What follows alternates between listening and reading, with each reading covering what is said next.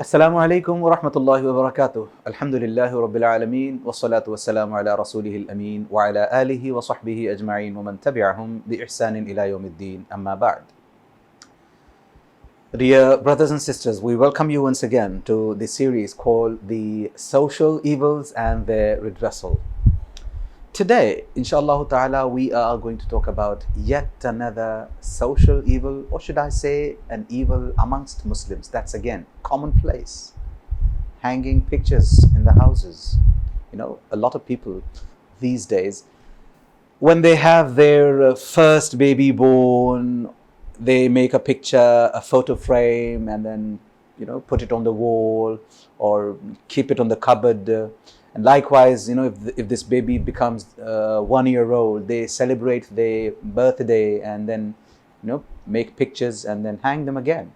Or in some cases, you have couples, who have just gotten married, and I don't know for what reason, they also would like to have their picture, photo framed and hanging in their bedroom or, on the side table of their bed, by the bed, and they have such pictures. And some other people, go a little extra mile and they have the pictures of their, parents and grandparents on the walls, and they think, it's a good thing. Nabi Kareem sallallahu alaihi wasallam has clearly warned against this. The Prophet sallallahu alaihi wasallam says in a hadith of Bukhari, "La tadkhulul malaikatu baytan fihi kalbun wala surah." Angels would not enter a house in which you have either, dogs or pictures, photos. And now, let's stop here for a moment. I just said that the Prophet ﷺ said, people, be watchful. If you have pictures in your house, angels are not going to enter. Now, let's draw the conclusion. If the angels are not there in a particular house, who are going to be there? Absolutely. Satan's, shayateen. So, do you like Satans to enter your houses as opposed to, malaika, angels, being there in your house? You won't. And let me tell you, on one occasion when the Prophet ﷺ walked up to Aisha radiallahu ta'ala anha, and he saw, he was standing in the doorway. He saw that Aisha radiallahu ta'ala anha had hung a curtain. And the curtain had a lot of pictures, tamathil, a lot of pictures. And the Prophet ﷺ asked her. In fact, the Prophet ﷺ's face changed really considerably. And he said, "What is this?" She said that, it's just a curtain. The Prophet ﷺ not only pulled it down, but also tore it apart. So do we have what it takes to do something like this? Mind you, the Prophet ﷺ is, of the amongst the people, he is the most merciful amongst the people. And he is someone who would not want to waste a thing. And here he is, pulling down a curtain, tearing it apart. Not just this.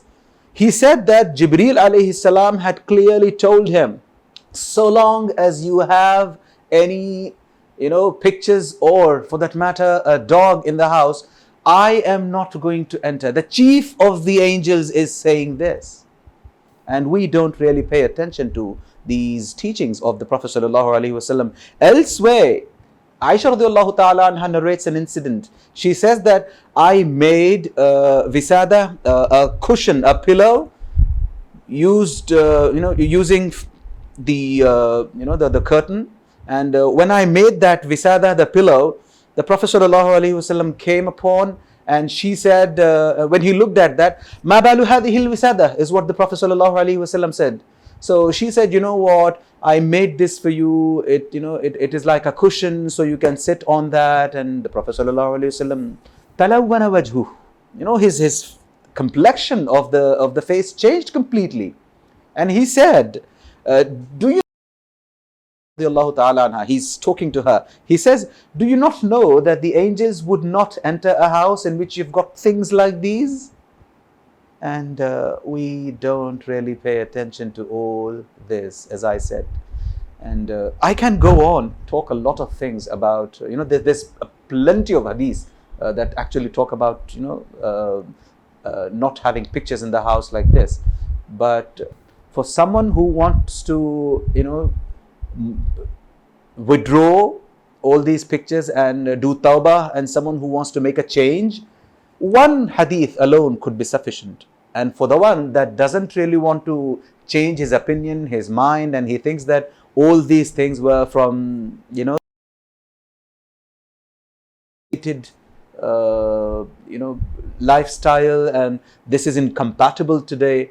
Such a person, if you give him even tens of thousands of ahadith, they won't budge. May Allah Azza wa Jal make it easy for us to, to easily take out those pictures that we have hanging on the walls or on the cupboards, and may Allah Azza wa Jal not, have us hang them ever again in our lives. May Allah Azza wa Jal forgive us if we have, hung such pictures like these. Ameen ya Rabbil Alameen. Wa akhiru da'wana alhamdulillahi Rabbil Alameen. Assalamu alaikum wa rahmatullahi wa barakatuh.